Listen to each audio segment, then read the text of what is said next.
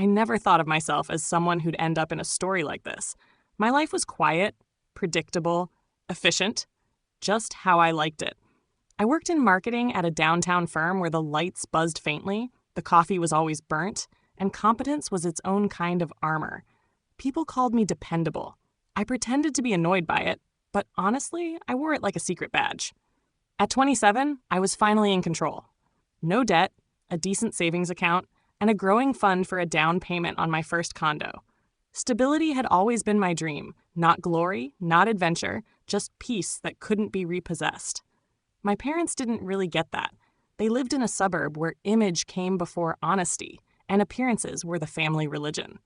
My mom, Joyce, had this fixed smile she used like punctuation. My dad, Alan, measured love in grand statements he never followed through on. And then there was my sister, Camille, their masterpiece. She was older, beautiful, endlessly broke, and somehow still the gravitational center of our family. Every conversation orbited around her.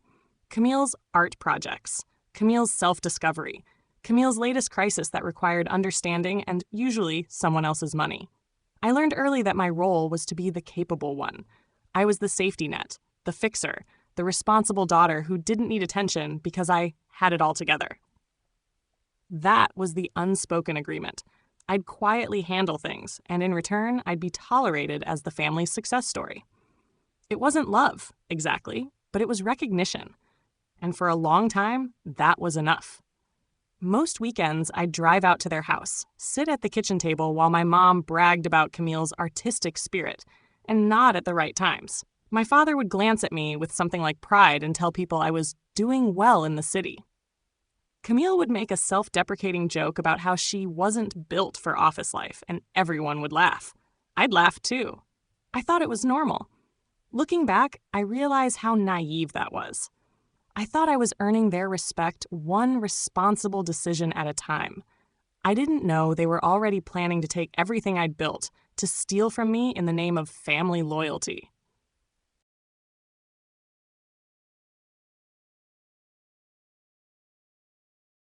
It started with a text from my bank while I was microwaving last night's leftovers. Unusual activity detected on your account.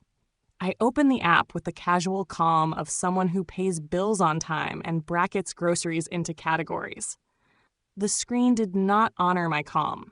There were ticket purchases for 2 people to Tokyo, a string of hotel charges with names I'd never seen, luxury boutiques in Shibuya, a half-dozen transactions at places that only existed for people with different priorities and prettier luggage. I kept scrolling until the numbers blurred together and the total landed like a punch, $67,000. I read it 3 times, then held the phone away from my face like it might still be a mistake.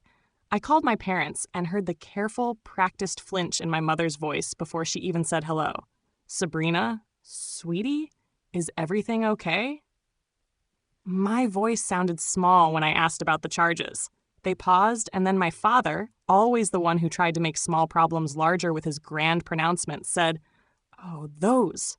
Listen, we used your card for Camille's trip." The words were absurdly casual. Used your card for Camille's trip. I laughed once because it was the only thing that didn't immediately morph into sobbing. "You did what?" I asked, and the conversation teetered between the surreal and the monstrous. When I confronted them in person 2 hours later, Joyce unfolded a story that read like a half-baked justification. Camille needed a trip to reboot her portfolio. It was an investment in her career. They were going to pay it back. They'd borrowed the card because it had better rewards. Alan kept touching his forehead like a man trying to find the right page in an instruction manual called Parenting. Camille, who arrived halfway through the interrogation with the calm of someone who'd practiced wounded charm, looked at me like I'd interrupted something intimate.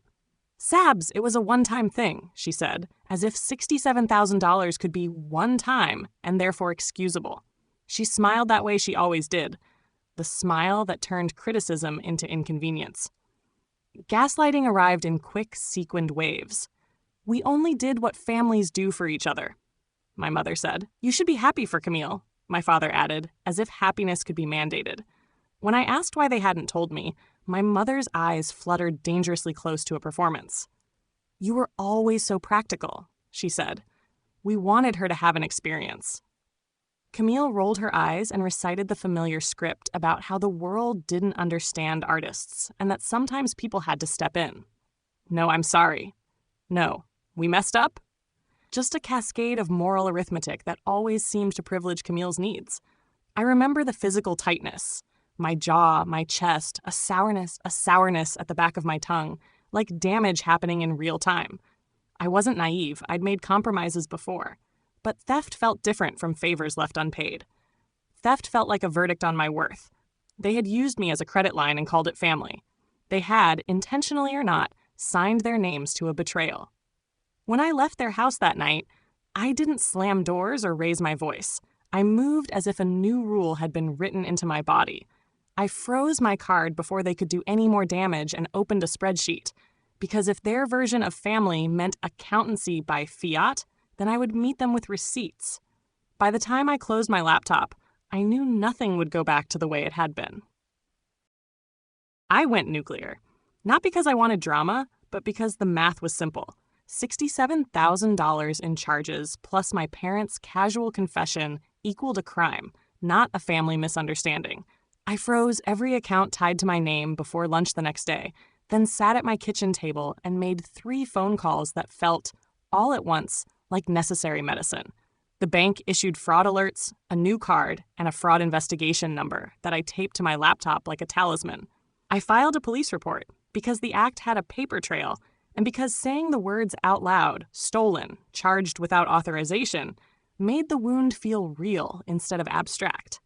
I printed receipts, screenshots of texts, the itinerary with Camille's name attached, and shoved them into a manila folder that I would come to love and curse in equal measure.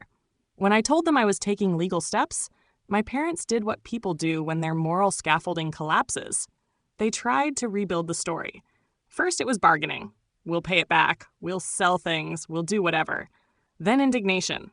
How could you accuse your family? My inbox filled with long, performative emails about respecting elders and not airing dirty laundry. Camille went public in the only language she'd mastered, performative hurt on social media. She posted photos of herself in a kimono, captions about finding oneself, and, between the lines, thinly veiled complaints about how hard life was when people didn't support artists. Friends of my parents, neighbors, church members, distant cousins started calling me cold, ungrateful, cruel. The local grapevine is a taxonomy of small mercies, and I suddenly became the villain in every polite retelling. That part hurt more than I expected. People believed the shiny version of my family because it was easier to believe. Camille as the tragic creative, my parents as the sympathetic enablers. In those conversations, I existed only as an absence. No warm anecdotes, no childhood photos, only my supposed pettiness. Cousins I hadn't seen since high school stopped texting. My mother's best friend, who'd once sent me Christmas scarves, asked me a pointedly neutral message if I'd considered forgiveness. The more they circled the wagons, the clearer something else became.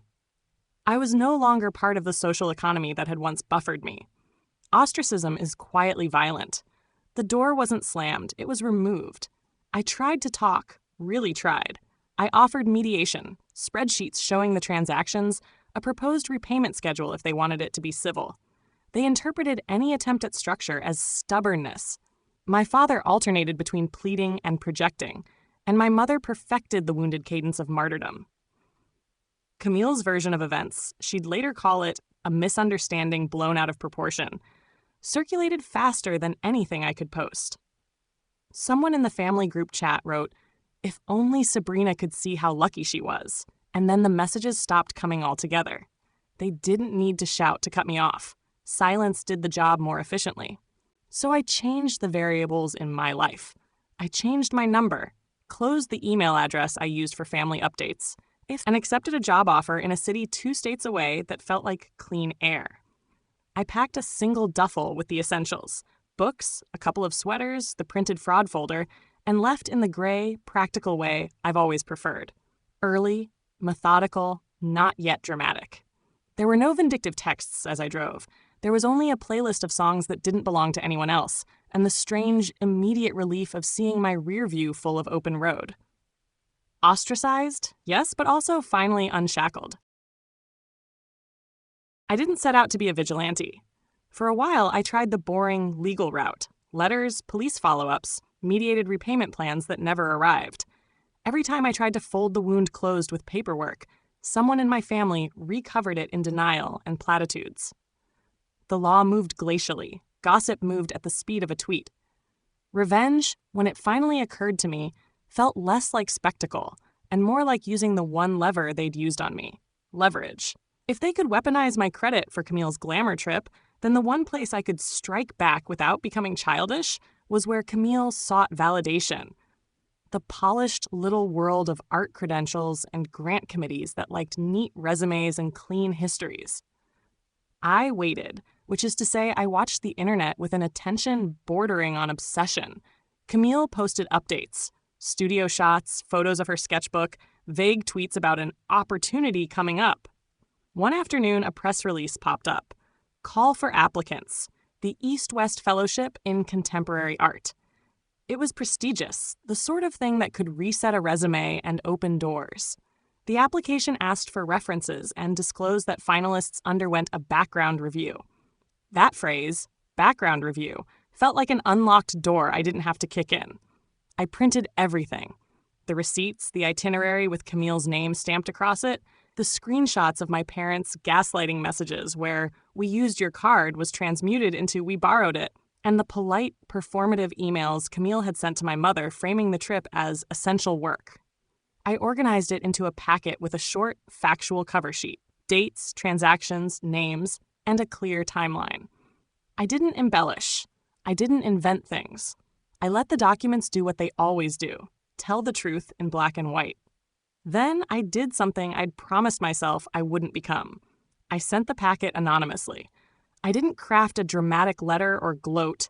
I mailed a plain envelope to the fellowship's administrative office and emailed the program coordinator from a throwaway account, attaching PDFs and a terse note: These documents pertain to an applicant's financial conduct that may be relevant to your review.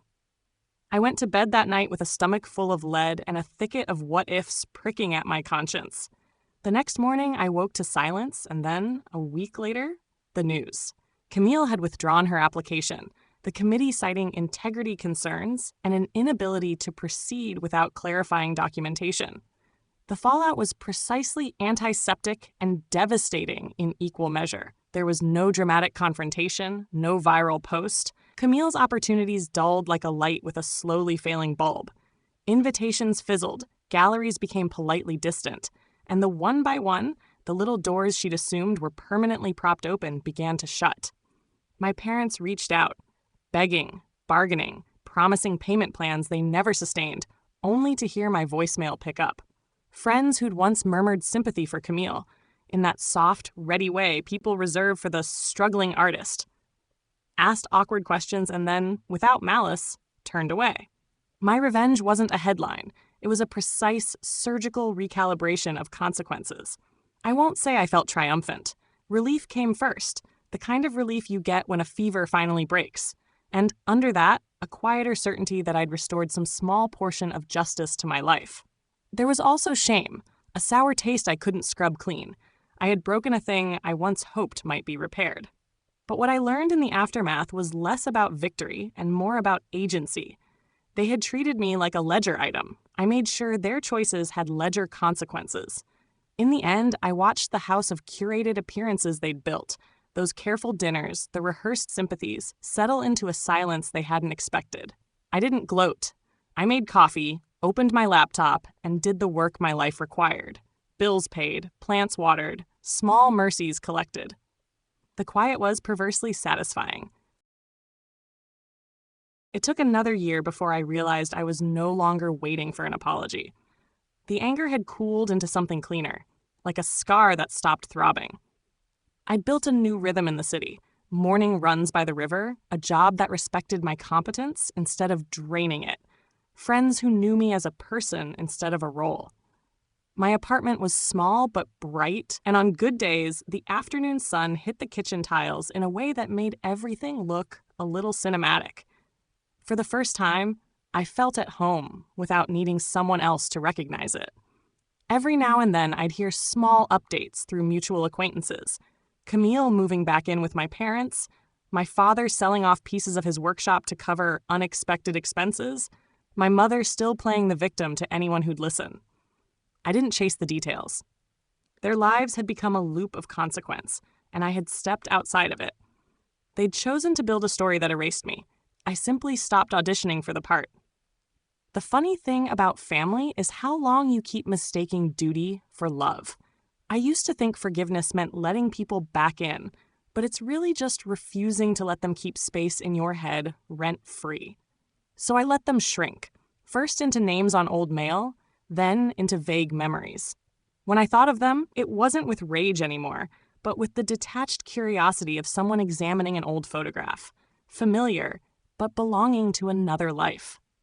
One evening, standing on my balcony with a cup of coffee, I caught myself laughing. It was the first time I'd laughed about the whole ordeal, not because it was funny, but because I'd survived it intact. I'd been stripped of money, reputation, and family, and somehow I'd built something better in the quiet that followed. Revenge hadn't given me peace. Distance had. Now when people ask about my family, I tell them the truth without bitterness, that I used to think blood made you bound, but sometimes it just stains. And in the space where loyalty used to live, I found something sharper, calmer, and infinitely more honest. Freedom.